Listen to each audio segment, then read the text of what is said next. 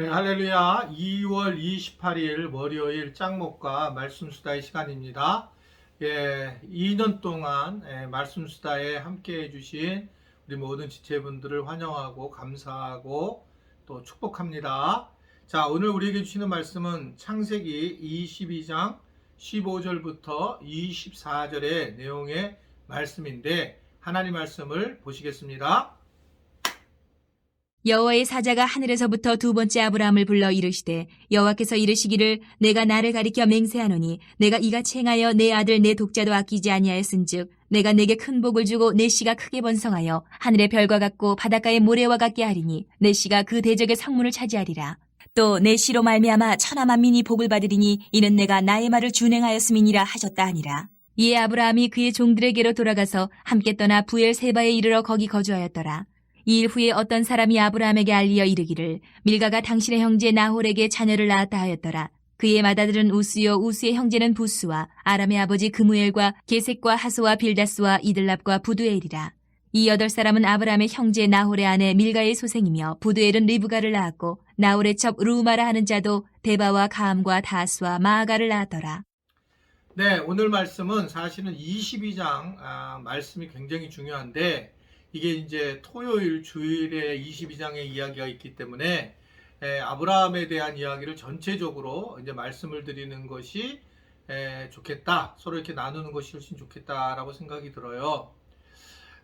일단 아브라함은 하나님을 만날 때에 그렇게 믿음이 좋지 않았고 하나님의 일반적인 선택에 의해서 아브라함이 하나님을 만나게 되죠.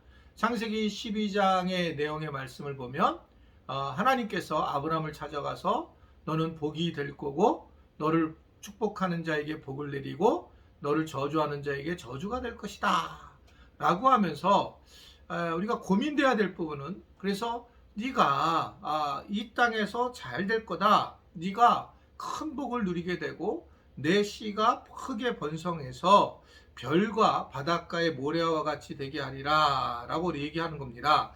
오늘 보면 17절에 있는 말씀의 이야기와 18절에 내 씨로 말미암아 천하 만민이 복을 받는다 라고 하면서 땅과 사람에 대한 축복을 누리게 된다라는 것을 이야기하는 겁니다.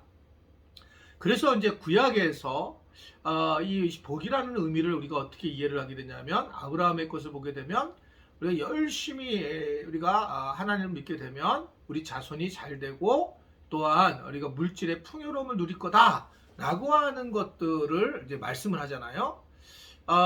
그런데 신약에 와서는 예수님이 하시는 말씀은 조금 다른 말씀을 하고 있는 겁니다.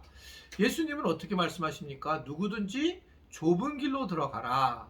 예수님을 믿게 되면 자기 십자가를 지고 고난을 당할 것이다 라는 그런 말씀들을 하고 있는 겁니다. 그래서 어떤 분들은 이 구약에 아브라함에 주었던 계속적으로 하나님이 약속했었던 그 말씀에 따라서 복을 이제 누리려고 하고 계시는 것이고 또 어떤 분은 예수님을 믿어서 자기 십자가를 지고 또 좁은 길을 들어가는 이제 그런 상황이 있는 걸 볼 수 있습니다.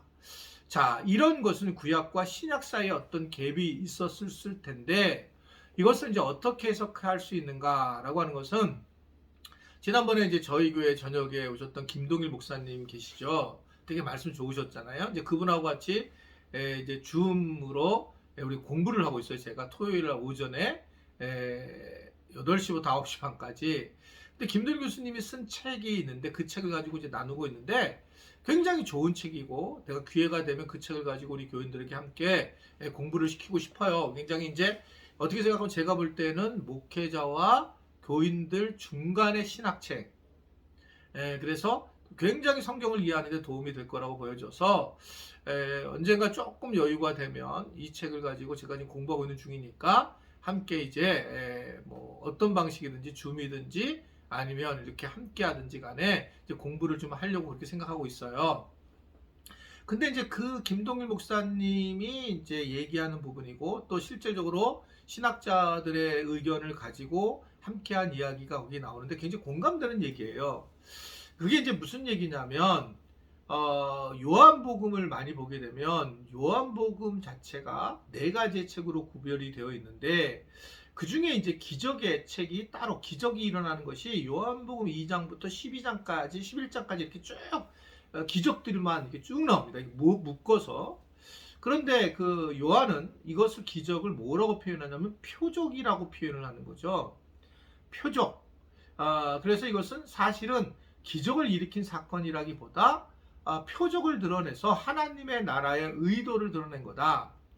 예를 들면 요한복음 2장에 포도주가 떨어지는 그러한 가나의 혼인잔치 사건을 볼 때에 이 혼인잔치라고 하는 것은 굉장히 이 땅에서 최고의 행복한 그러한 잔치인데 그 중에 제일 메인이 포도주인데 포도주가 떨어졌다는 것은 이 세상에서의 어떤 삶의 중심이 없어진 삶의 행복이 없어진 상황이었다. 그랬을 때 이제 예수님께서 이 포도주를 채우라 하면서 아기까지 종들이 채웠더니 포도주가 끊어지지 않았다. 이 얘기는 단순히 포도주의 끊어짐이라기보다 이 땅의 사건에 하나님의 나라 임재, 즉 예수님이 2장부터 임재를 하면서 하나님의 나라가 임재했다라는 사실을 이야기한다. 그래서 이제 이것은 사실은 기적에 대한 초점을 두기보다 표적이라고 하는 것은 이 기적을 통해서 무엇인가 말씀하시고자 하는 것들에 그 말씀이 숨어 있다라고 하는 것을 이야기하는 거죠. 저도 굉장히 공감되고 그렇게 이제 공부를 저도 했던 사람인데, 그리고 제가 요한복음 강해를 할 때도 그런 말씀을 좀 드렸던 부분인데, 참으로 이제 놀라운 그러한 일들이, 기적 같은 것들이 사실은 의도적인 표적으로 하나님께서 일하셨고 예수님께서 일하셨고 또 그것을 요한은 기록되어 있다. 그러면서 요한도 이 복음이 기록되었다라고 하는 것을 요한복음 20장 31절에 이 요한복음 기록한 목적에 대해서 정말 예수에 대한 행적을 기록하게 되면 이 땅에 책이 부족할 정도다 라고 하면서 이 기록한 것의 목적을 표적에 대해 초점을 두고 있다는 것을 이야기를 하고 있습니다. 자, 왜 이 말을 하냐? 이 아브라함이 그때 아브라함 당시에 이 복에 대한 개념들을 네 입을 넓게 열어라, 구약에서 나타난 어떤 복에 대한 개념들이 우리는 단순히 그 현실을 얘기하는 것처럼 보일지 모르지만 이것은 어떻게 보면 하나님이 주시는 이 땅의 언어라는 거죠. 이 땅의 언어로 네가 이해를 하려면 그러려면 네 씨를 네 자손이 아주 부강하게 될 거다. 그리고 땅이 아주 윤택하고 넓어지게 될 거다. 이게 최고의 이 땅에서 우리가 경험해야 될 복입니다. 그래서 입을 넓게 열리면 이러한 복을 부어줄 거다라고 할 때 실제적인 의미보다는 하나님의 나라의 임재에 대한 복을 임하게 할 것이다 라고 하는 것을 얘기하고 있는 거죠. 그래서 잘 생각해 보면 아브라함에게 너를 축복하는 자에게 네가 축복을 하게 돼, 복을 하게 되고 네가 저주하는 자에게 저주를 내린다, 이 말씀은 여러분 아브라함이 그런 일을 하지 않았잖아요. 근데 사실 아브라함을 통해서 우리가 볼 수 있었던 것은 그의 믿음의 성장을 통해서 드러나는 것은 예수 그리스도에 대한 이야기를 하고 있는 겁니다. 예수님만이 복이라는 것을 이야기를 하고 있어요. 그게 이제 창세기 22장에 넘어 들어가면서 22장에 아브라함이 아들 이삭을 바치러 가는 장면을 통해서 그는 그의 믿음이 완성이 되고, 그리고 그때에 그 아들 이삭을 죽는 그런 장면이 그 꼭 메시아가 예수 그리스도가 십자가를 짊어지고 가는 그런 이 모습과 굉장히 깊은 연상을 할 수가 있어요. 이런 걸 보게 된다면 정말 이 아브라함의 신앙은 예수 그리스도를 드러내는 신앙이다라고 하는 것을 이야기를 하는 거죠. 이 창세기 15장에 보면 아브라함이 하나님에게 이제 제사를 지내게 되는데 이 동물의 시체를 이렇게 갈라놓아 가지고 제사를 지내잖아요. 이 제사를 지내는 과정 중에 서로 언약을 맺는 장면이 나와요. 하나님과 아브라함이. 근데 놀랍게도 15장 안에서는 하나님은 언약의 약속을 하지만 아브라함은 언약의 약속을 하지 않으면서 하나님께서 너의 하나님이 될 거라고 하는 것을 말씀하는 겁니다. 이것은 하나님이 사실은 아브라함이 언약을 해도 어려울 거라는 걸 압니다. 우리 존재가 참 부족한 존재라는 걸 하나님은 아시는 거예요. 그래서 하나님은 그 어려운 존재인 것을 알고 하나님만이 언약을 하고 하나님 스스로에게 언약을 하면서 우리를 지키는 모습이라는 거죠. 그래서 보면 창세기를 보면 이 my covenant, 즉 아우어, 우리의 언약, 조약이랑 언약이라면 둘이서 해야 되는데 사실은 나의 언약이라고 하나님이 계속 말씀하시더라는 거죠. 나의 언약. 그러니까 그 언약이 십자가의 사건으로 연결되는 거죠. 그 언약이 시체를 쪼개서 갈 때 내가 약속을 하는 건데 그것이 뭐냐? 하나님이 일반적으로 우리에게 주신 십자가의 언약, 십자가의 은혜. 이거는 우리가 어떤 행동을 취하지 않아도 하나님께 하신다고 하는 그런 고백의 내용이라는 것을 우리에게 말씀을 하고 있어요. 구약에서 많은 의미가 메시아, 예수님에게 초점을 두고 하나님이 그것을 이루신다라고 하는 것을 오늘 우리에게 전해주고 있습니다. 오늘 좀 말씀이 어려울 수도 있겠지만 아마 말씀 수다하시는 분은 다 아실 거예요. 오늘 우리가 내가 열심히 기도하고 하나님의 복을 받으면 내 자손이 잘 되고 그리고 땅이 굉장히 부자가 될 텐데 왜 이게 아니지? 라고 하는 것을 설명하기 위해서 말씀을 드린 거예요.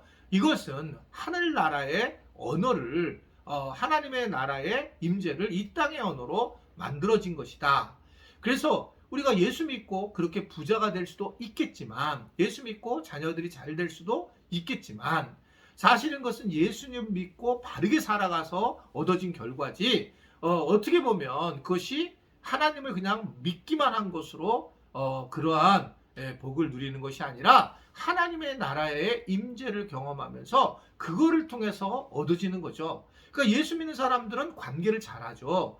관계를 잘하는 것은 왜냐하면 하나님이 원수를 사랑하라는 말씀 때문에 관계를 잘하다 보니 많은 사람들을 통해서 물질을 얻을 수 있는 그런 상황으로 가는 것이 맞는 것이지 그냥 하나님이 우리를 그냥 아무 상관없이 그냥 위에서 뭘 부어주신다 그렇게 말씀하고 있지 않다라고 하는 것입니다. 그래서 오늘 말씀을 잘 기억하면서 2월달 마지막 날 여러분 잘 보내시고 또 새로운 3월달을 맞이하시고 내일 또 하루 우리가 빨간 날인데 푹 쉬시기를 간절히 바랍니다. 기도하겠습니다. 하나님의 기쁘신 뜻을 아브라함을 통해서 이해하게 하시니 감사합니다.